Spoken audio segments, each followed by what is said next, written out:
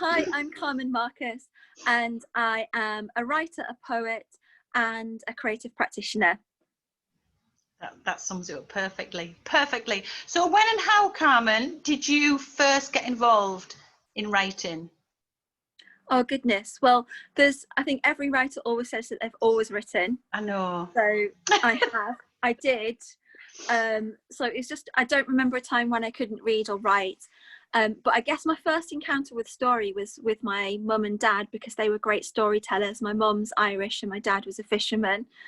But I never thought writing was on the horizon for me, or an option for me, because when I was studying in the late 90s, creative writing was a really, really new course. And there wasn't a ploughed career path, certainly not for working class writers, to pursue. The industry was well and truly locked down and with gatekeepers. So I always stayed on the periphery. So I worked as a teacher, I worked in arts development and fundraising, enabling other people to be creative. And it was on the edges of that I met Bob Beagrie and Andy Willoughby, who I think are like the launch pad for so many writers. And then through them, I got into the poetry performance scene, and then Kirsten Luckins really, really taught me everything I know about performance, and that all of those nerves could be dealt with through practice, being silly, understanding that it was a skill.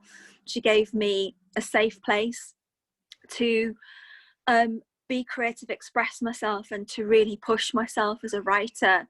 So that was unreal. And then that was the poetry side.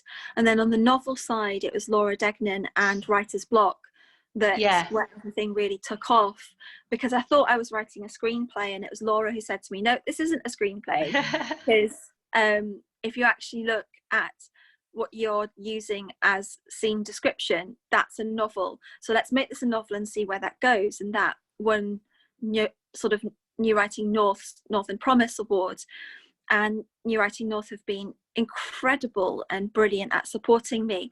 So the way that I got into writing was, to sum it up, was through the dynamic and powerful and tireless people in the region who have created stepping stones for writers to make it, stepping stones into the industry, platforms to get their work heard, networks into London, all of that. Nothing could have happened without all of that support. Yeah, oh, that's fantastic. Do you know, there's the amount of people who I've interviewed who've mentioned those three people is incredible. It's incredible. It's like Bob, Andy and Kirsten, you know what I mean? So yeah, we need to we're really lucky to have them, I think, around here. So that's... We are. And I worked in arts development for a very long time, and I was an officer in arts development, but it's the kind of personalities that we have in those three, and Laura as well, is a very rare thing. Determination, persistence, and belief in a northern voice. I agree. And it's such an incredible thing, and they really push you. No excuses. You get out there and do it. Book the event. You know. Yeah, I totally agree, and I think we are really, really lucky. So, what inspired you to get involved in the art scene around, the creative art scene around here? I mean, maybe you've just already answered that question actually with what you've just said. In some ways, I mean, so there are two aspects to my sort of creative involvement. My creative involvement in the art scene in this area began in 2003, but I didn't really embrace that as a writer until 2010, until other people started to believe in me. So in 2003, I was a trainee teacher, and the literacy curriculum just came in, and I looked at it and I thought, oh God, this is going to kill language. It's going to kill the beauty of language by measuring it. Can I stay in teaching and do this? And I probably could have, and in some ways I probably should have, because I love teaching. It's one of my, it's just one of those passions that I have, and I still teach now, and I think I'd be lost without it. But I didn't want to, so then I just walked out of teaching, as you do when you're only about 24 and you think there's another job around the corner. So then I got a job, all sorts of jobs, worked in a call centre, and I worked in this call centre in Stockton. And I saw that the ARC was reopening. So it was Arts Council North East then. So I wrote to the head of the Arts Council North East and I said, I've got an English degree, fresh from St Andrews. I've been a teacher in adult education, basic skills, and in a secondary school for the last 2 years. Someone needs to build a bridge between what's happening in education and creative opportunities, because I know how important creativity is in getting people through that barrier into university, into higher aspirations. And I don't know where I got the balls to do that from. I'm not sure I do it now. That's amazing. The directors wanted to meet me, and they rang me, and I was at home watching a Woody Allen film with my sister, and it was just properly surreal in the way that it is properly like, why is Woody Allen reality hitting my reality? I'm talking to a director of the ARC and they want to meet me. How can this be happening? I'm just working in a call centre. So I went to meet them, and essentially I wrote my own job description as an education officer. That's amazing. It was amazing, and it was brilliant, and it was wonderful. And I worked with thousands of kids in primary schools. I worked with creative solutions. I learned how to be a fundraiser and put opportunities on. I got kids working with a brilliant company called Fidget Feet, who are an aerial performance. I've heard of that. So they are just... That was you? Oh, well, it's... Yeah, and wow. Gosh, yeah, because you're sort of... Yeah, because... or my friend's daughter Molly ended up going to study in Bristol. After doing the workshop, she went on to study in Bristol, where the director of Fidget Feet trained, because she was so inspired. She knew that was what she wanted to do with her life. So it's kind of like contemporary with stuff that was happening in Saltburn as well. And so that was great. That was wonderful. And then the bottom fell out of the world in terms of finance, and we had the crash, and the bottom fell out of funding. So I just had to find a new way for myself to do that. And I worked at Teesside University and Durham University as a fundraiser. But at Teesside was great because I worked at the Institute of Digital Innovation, which is where I met Laura Degnan, because she was doing a digital fellowship. But that was enabling new and emerging digital businesses to get a foothold in Teesside and do their thing. And I met filmmakers and writers and people who invented microbial stuff, antibacterial microbial stuff that I still don't really understand. But it was absolutely fantastic. I also did a lot of digital engagement with the community, because I knew that there was going to be this, well, we knew because of the sort of policy that there was going to be this digital knowledge gap. So in those roles, I was able to keep facilitating, keep creating creative opportunities for the North East behind the scenes. And, you know, there are people that I still meet that go, oh yeah, you told me about the digital fellowship scheme and now I've got this business and it does blah. And it's just, that's so great. That's really lovely. Yeah, so that really opened my eyes to the possibility. But it also showed me that if I can write a 30,000 word funding bid, I can write. All I need to do is spend another 3 months and I've got a novel.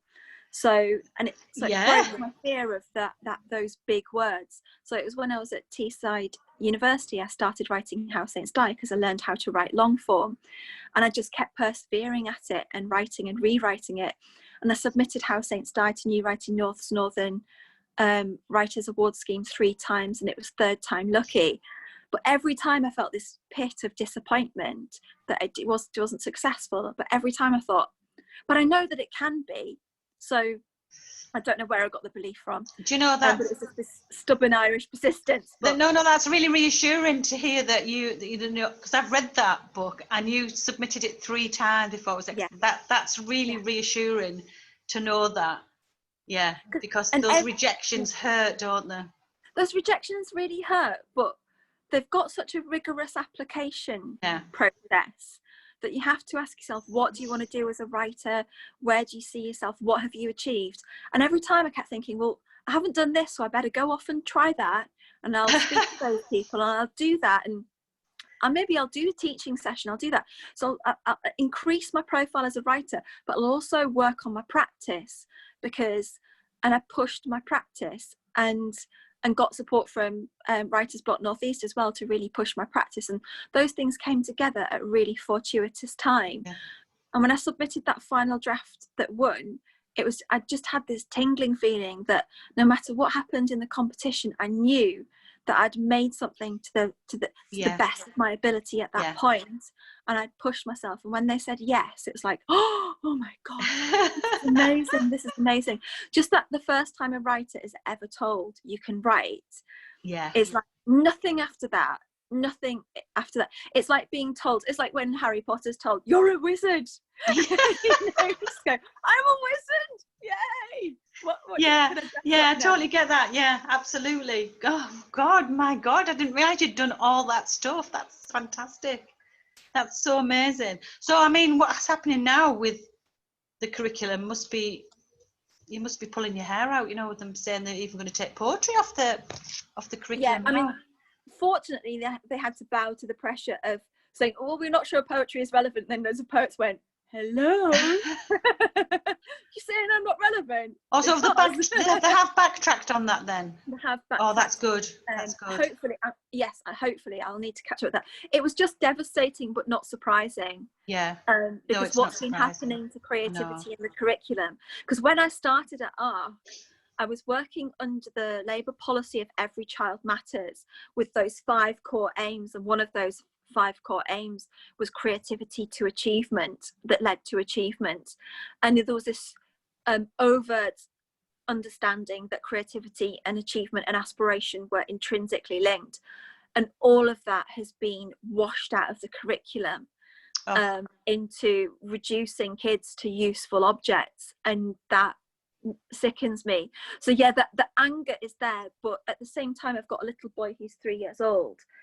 He'll be 4 in December, and I think that we tend to think of rebellious acts as burning stuff, as tearing stuff down. But to me, as the daughter of an Irish woman, and the Irish know pretty well how to rebel, but the most powerful rebellious act is to educate people in the right ways and in the ways of freedom. And arts education is educating people in the right ways. So if I can find alternative ways to educate people in creativity, whether they are 3 or 83, I will do it. I will find those ways to do that, because education liberates us. And that's what my mum always said. She just said, if you get yourself educated, you can do anything, you can control your own bank balance, you can go anywhere. That's the key to freedom. And that was, and my mum was an Irish Catholic woman who fled Ireland in the 1950s because her education was denied her, and there were no jobs for Catholic women. There were no jobs, full stop. But and she knew that was education plus a whole load of determination and a willingness to fight for what you need. But those are the critical mix. So I've got plans for younger children and getting them. You're right. Quickly. You're completely right. But that's what Andy and Bob and Sherston and Laura do.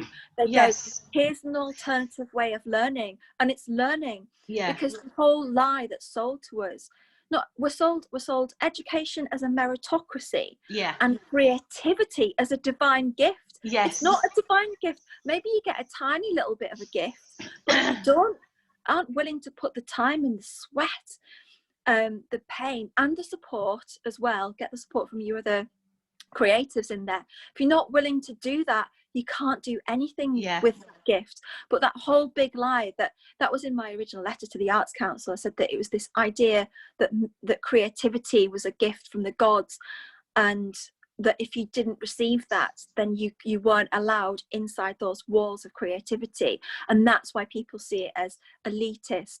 And that myth is still touted about. And it's not the thing that gets people through those gates is money and privilege. Absolutely.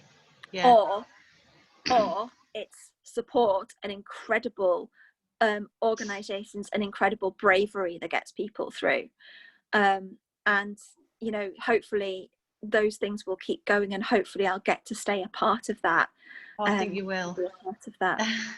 I think you will. You sound determined. Well, you're right though, because you can see it with you know, with because I started with Bob and Andy, so you could see all the poets coming out of their creative writing workshops and stuff.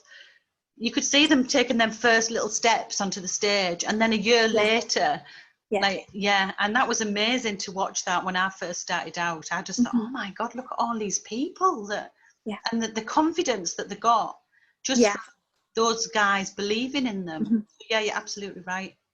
And people like that, they don't cut the curriculum, they don't deliver anything that's accessible in that dumbed down way.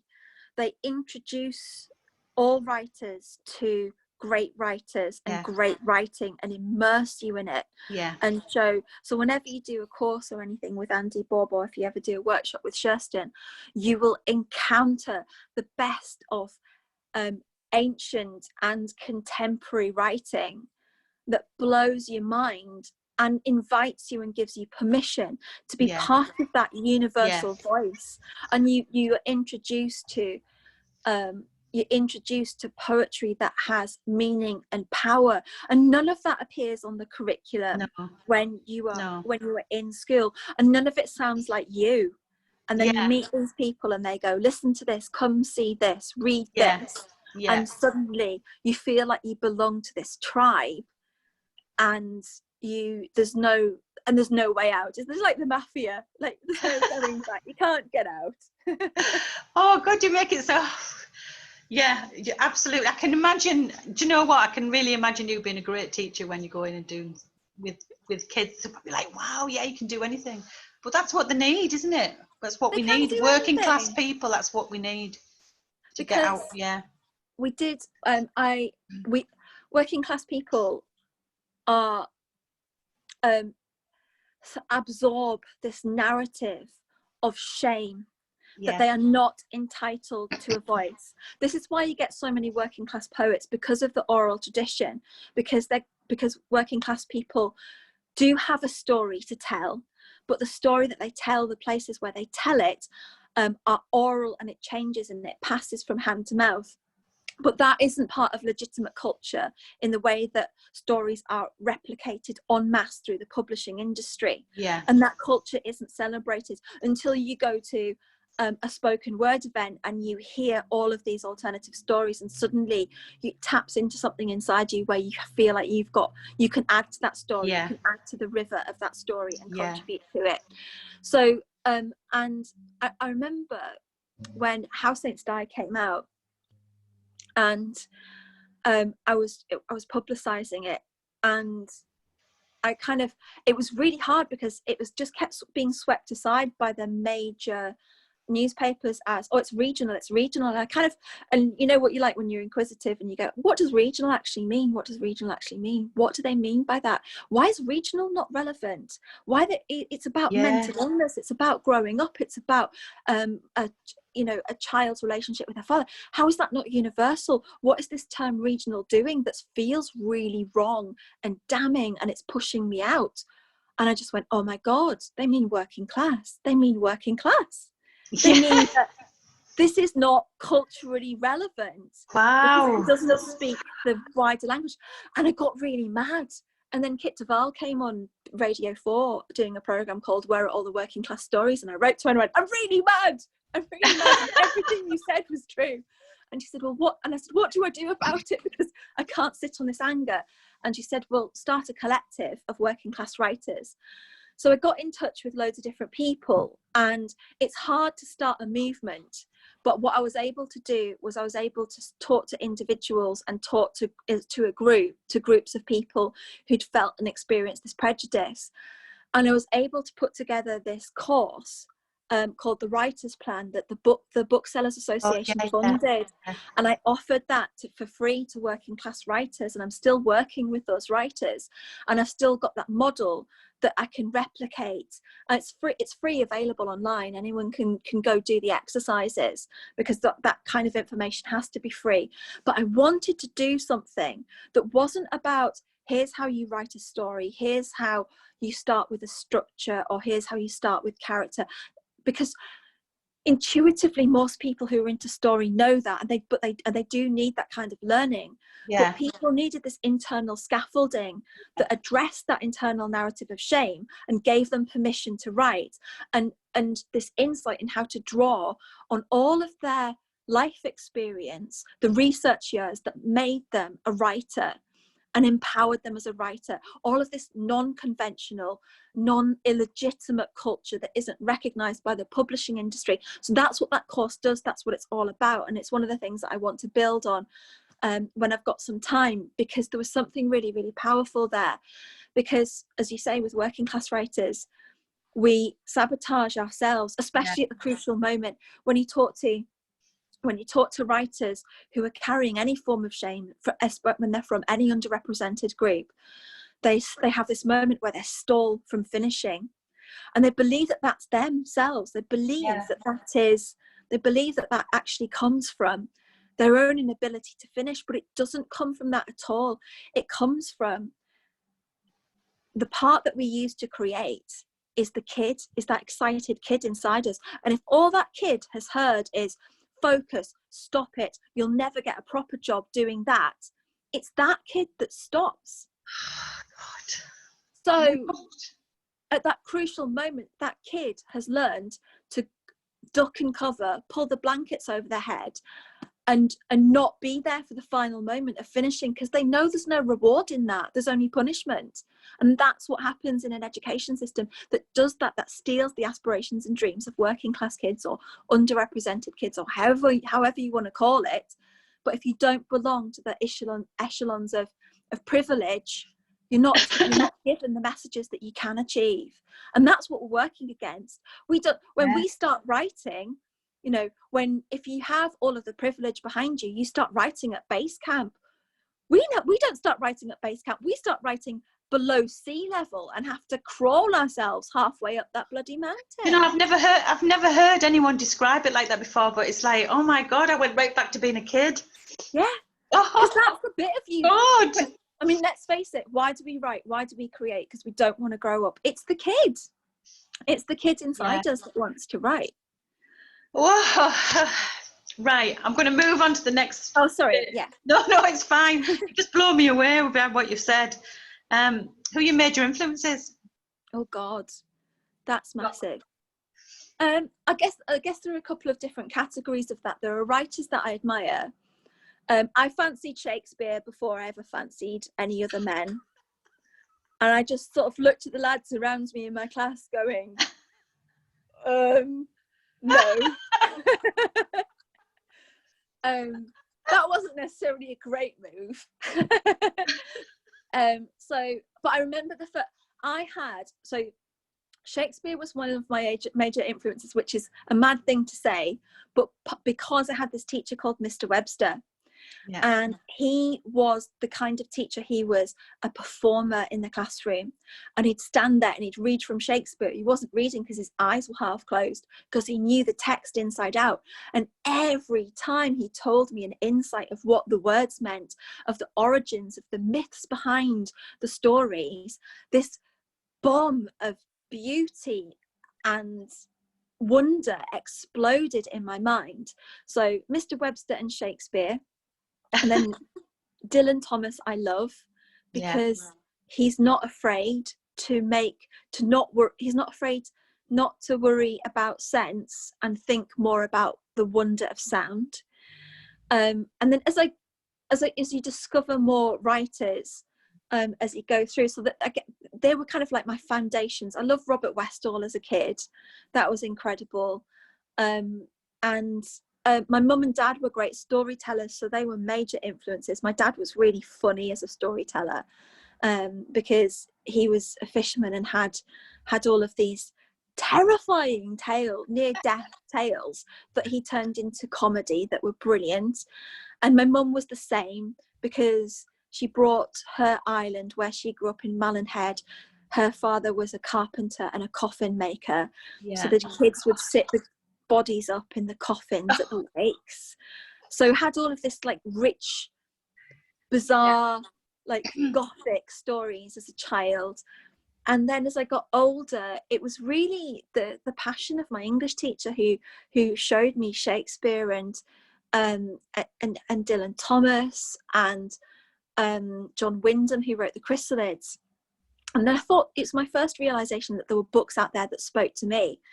And then I remember going to university and studying English, and the books that I always read as companions, I love Wind in the Willows and things like that.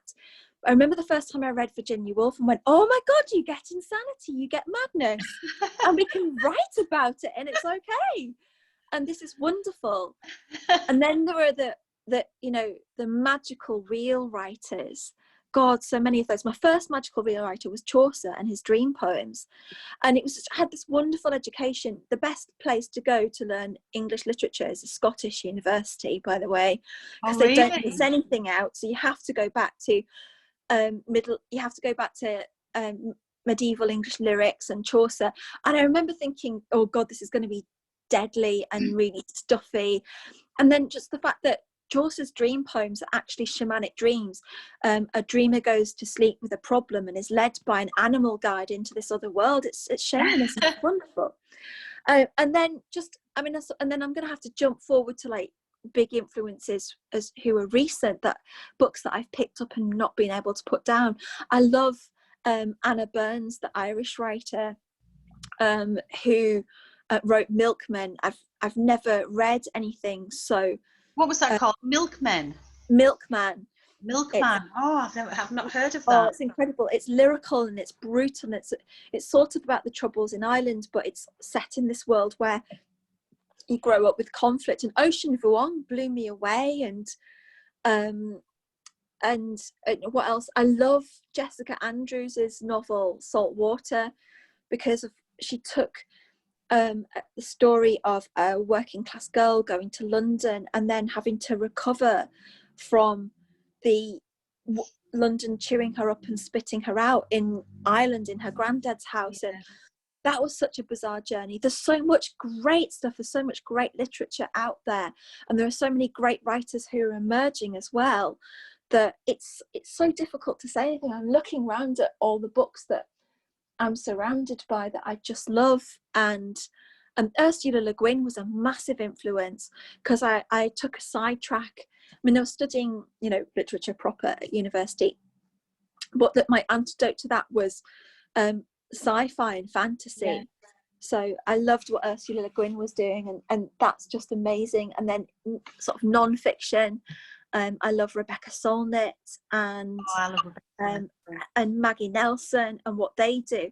And there are so many people like them who just go, oh yeah, those rural things, I just got bored of them. Oh, I'm going to do this. And you see the influence of that and the impact of that on other writers. Yeah.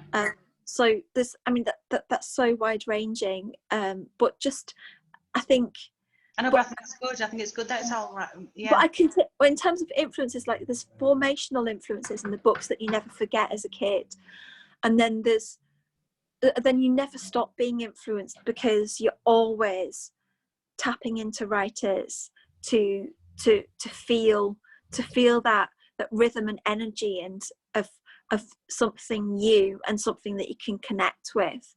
And I think that's such an important thing. And it's a wonderful and it's a wonderful and brilliant thing. And Mary Shelley, I bloody loved Mary Shelley. Yeah, she was great. Emily Dickinson, all of the really dark, the ones that set you up for really bad relationships. So those, and then like countering that with, oh God, Diana Wynne Jones and Howl's Moving Castle. Just in terms of influences, I just read as widely and as broadly as I possibly could. You still read a lot now? Yeah, tons. I can't. It's an addiction, and it's a really, really healthy addiction. Yeah, I think and I love mentoring, and I love reading new people's work. So, and there are some brilliant up and coming writers that I've worked with who are just astonishing, and blow your head off good. But yeah, I'm surrounded sort of. I mean, I can see. Yeah, that's really. Is that where you write? Books. Yeah, this is where I write. This is mustardy. Are you really organised? Are you? No, look at this. It's right. The whole. Do you have like a routine where you practice? No, I've got a 3-year-old. Of course you have. Yeah, of course you have. You've got no routine. I'm a fugitive writer, but I kind of always have been and had to be, because before the novel came along, I had to work to make ends meet. So I wrote on the train, and then when I became a freelance writer, you're juggling so many different projects that you have to fit your other creative stuff in. And then the We Do's came along, and I wrote the entire manuscript for a poetry collection that I wrote called The Book of Godless Verse. Wrote most of that breastfeeding when he was asleep at about 4 a.m. in the morning. That's a lovely time, isn't it? It is. God, the brain does wonderful things. Yeah. I love Well, I think just that magical time of it's just you and your baby, and I think that's wonderful. It's lovely, and you're sort of so full of hormones. There's nothing. It's really magical. You're just so full of love and hormones. Yeah. And Milk. milk, yeah. And your best companion, your only companion, is the moon, because you're just up through all of the hours. Absolutely, it's really weird things to your brain, but wonderful things to your brain. Yeah, I still remember those moments. Long time now, but wow, Carmen, you could have your own series. But I think you've answered all of the questions. The last questions I was going to ask you, you've answered them all. So the final thing I'm going to ask you is, how's lockdown been?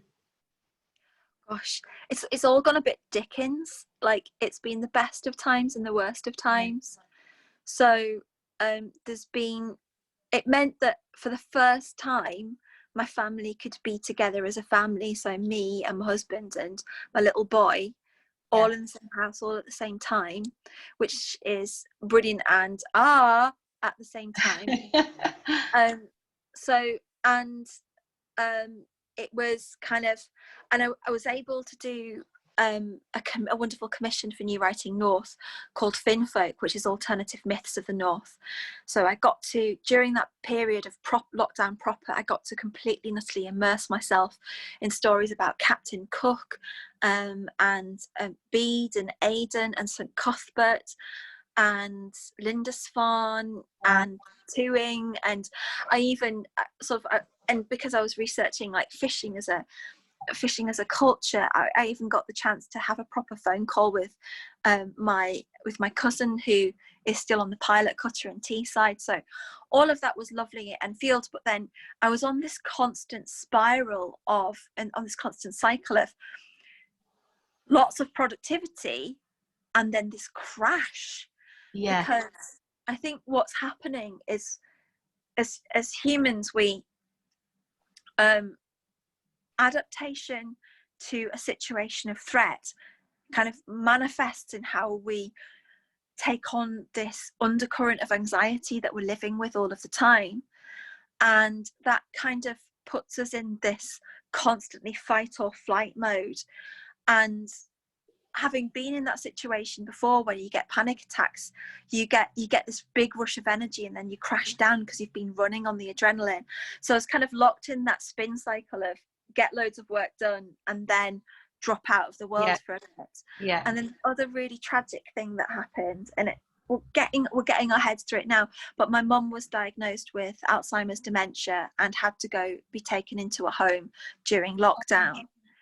So all of these things colliding and conflicting at the same time were kind of like, and like trying to be a mum, trying to be a writer, a wife, and then sort of deal with the other stuff that was going on with my mum.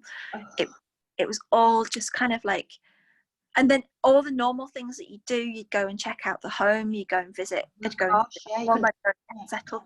None of that was possible, so it just felt really constrained. So it has been really challenging, and but it's meant that I could make and play and do fun things with my little boy. We went down the woods. It was just these wonderful moments where Saltburn was really empty, and I'd take him into the woods and we could hear all the birds singing. and we were able to listen to and identify all of the different birds. And I remember saying to him, there's this beautiful moment where I was going, that's Robin, that's the robin. And he's going, Robin. And that's Blackbird. Hello, Blackbird. And that's Mrs. Blackbird. Brown.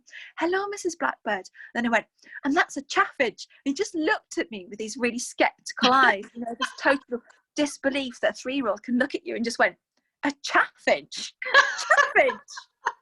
Chaffinch? Like, is that even a word? He's taking the mick.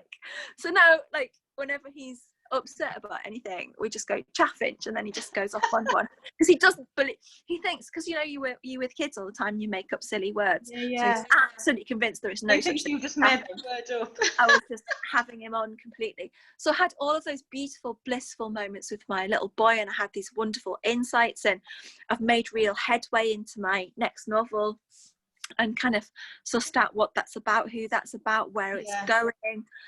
Got the bulk of the first draft written, so there's all of that. And then, but as I said, it's that cycle of a high and then crash and burn, and picking yourself up after it. I find myself going from real serenity to like complete anger. Yeah, that was the other thing, being left totally high and dry by a government that couldn't commit to a decision. And then when we made a terrible decision, we had to sort of it was like X Factor politics, where like we don't like that, we're all voting on Twitter and Facebook saying we don't like that, we think that's a terrible plan. And then they forced the government to do a U-turn on something suicidal for the whole country. Yeah, I know, it's just, oh God, it's like today I'm really like, So, well, thank you, Carmen. I'm just noticing that my light's going. I look like really dark. I need to put my light on one sec. I don't know if that's made a difference. Oh, that's a bit better, isn't it? It started to get really dark in my room. Well, thank you. Oh, it's been an absolute pleasure. It's lovely. We've never had a chance to sit down and talk properly, so it's really lovely. We should do it in person. We should. That would be lovely. You over there? Yeah, it's great. I can see you from my window. Well, I keep thinking, I dropped Magnus off at school, and then I think I'm going to go. Oh no, the cafe is not. What time does your cafe open? Well, we are open at the cafe, but I'm usually so busy in the cafe, or like, you know. Yeah. I can't. When we opened the cafe, my vision was, well, my romantic ideal of that was, you know, the cafe would just kind of run and I'd be sat in a corner writing, but that's never happened. That's never happened, and it never will. So that was like my total, like, I'm gonna have a baby and he'll just play in the corner with his toys and I'll write. And it's like I'd have photographs of him climbing all over me every time I get things out. And the things he's done, I've got loads of pictures with Magnus with pens, covered in pen. That's how they should be, yeah. So honestly, it's been lovely to. Well, I know we've been at a few things together, because we both did. We were both deranged poetesses, weren't we? We were both deranged poetesses, yeah, absolutely. He was so young then, so I had kind of like, here's my piece, bye. I'm going to have to breastfeed and flying back out, yeah, no. But I'd love to do a performance with you again soon, and I can sit sort of and just, you know, it's just I've just been watching your incredible journey of development, and you're just going from strength to strength. And it's you know, it's brilliant, because like I first met you and it was quite a few years ago now, and you were great then, and now you're just like those goalposts. Yeah, very shy. Working class girls know my place. It took me a while to get there. It takes us a while. It takes us a while to get to base camp, and then the industry goes, oh, like, why did you start so late? And it's like, we didn't start late, we just started here. And then of course I'm an older working class girl as well, you know, so